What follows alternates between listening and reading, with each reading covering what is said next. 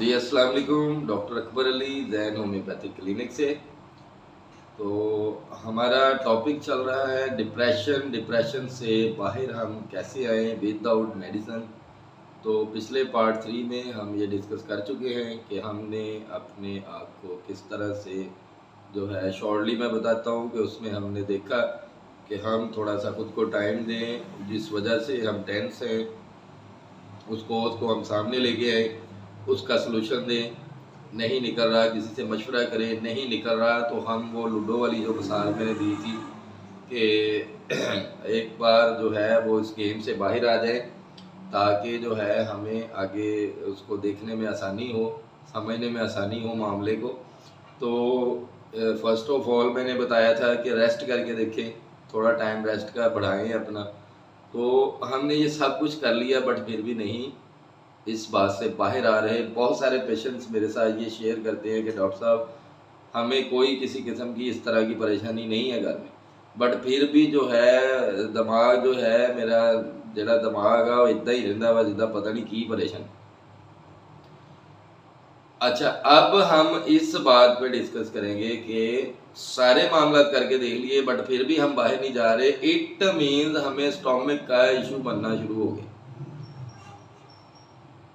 मैदा में प्रॉब्लम आ चुका है, तेजाबियत ज़्यादा रहना शुरू हो गई है, जिसकी वजह से वो जो गैसेस ऊपर की जानब प्रेशर लेती हैं, ये हमारी जो कनपटियाँ हैं ये भी इस तरह से बीप देना शुरू कर देती हैं, बीपी हाई रहना शुरू हो जाता है। मोस्टली जो मैंने बीपी के पेशेंट्स चेक किए हैं, ब्लड प्रेशर जिनका हाई रहता था उनमें 95% लोगों के स्टोमक का इशू।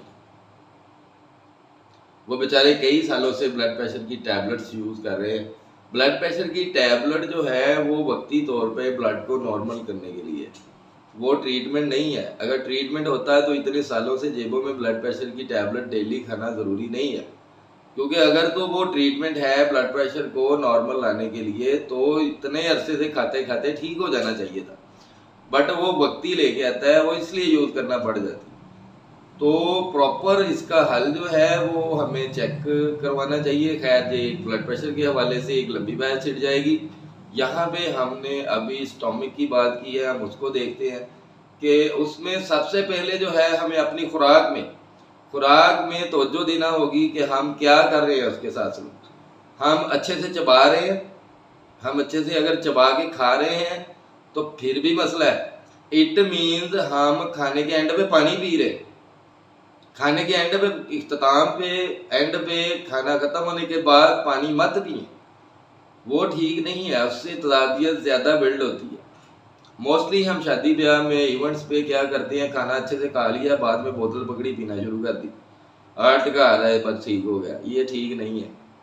सेंटर में पी लें, बोतल कोल्ड ड्रिंक अगर यूज़ करनी है तो मटन वगैरह ले रहे हो तो आप सेंटर में पी लें, वो आपकी अच्छी सपोर्ट कर देगी डाइजेस्ट करने के लिए।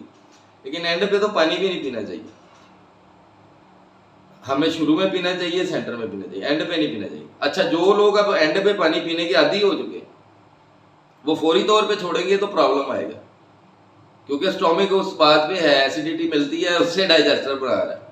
अब हाँ उससे क्या करना है कि हर जो नशिस्त है, शाम का खाना है उसमें एक दो नवाले ले ले बाद में पानी, फिर नेक्स्ट डे में एक आधा नवाला और पीछे आ जाओ। ऐसे करते करते 2-4 दिन के अंदर आप जो है वो उसको अपने खाने के हाफ में एडजस्ट करने में आपको अच्छी मदद मिल जाएगी, स्टोमक डिस्टर्ब भी नहीं होगा।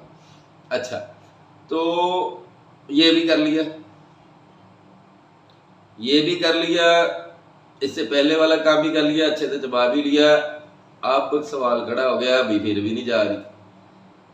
इसका मतलब है हम खाना माशाल्लाह से चंगा रज के खान रहे हैं रज के खा पुत रज के खा, और रज के खाना ठीक नहीं है।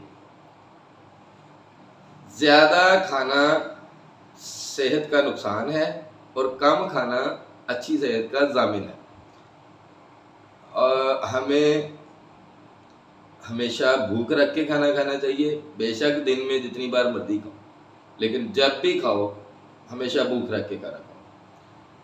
तो अब शॉर्टली हमने इसमें ये डिस्कस किया, सीखा कि खाना अच्छे से चबा के खाना चाहिए, हमें खाने से पहले पानी थोड़ा पी लें, سینٹر میں پی لیں، اینڈ پہ پانی بالکل نہیں پینا، اور ہمیشہ بھوک رکھ کے کھانا کھانا ہے۔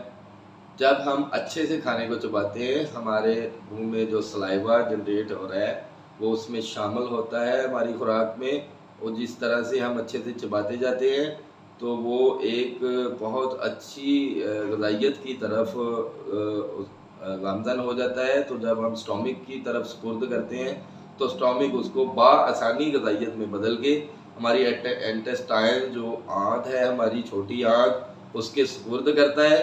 تو وہ پھر اس میں سے جو کہ خوراک کے اندر جوہر موجود ہیں، توانائیاں موجود ہیں، وٹامنز موجود ہیں، وہ نکال کے ہماری باڈی کو جدھر جدھر ضرورت ہے فراہم کی جائے۔ تو اس طرح سے جب سٹومک جو ہے وہ آپ کا تدابیت سے باہر آ جائے گا، انزائٹی، ڈپریشن کے تقریباً جو میں نے دیکھے ہیں اپنے کیریئر میں 60% سے زیادہ جو لوگ ہیں وہ اس چیز کا شکار ہیں کہ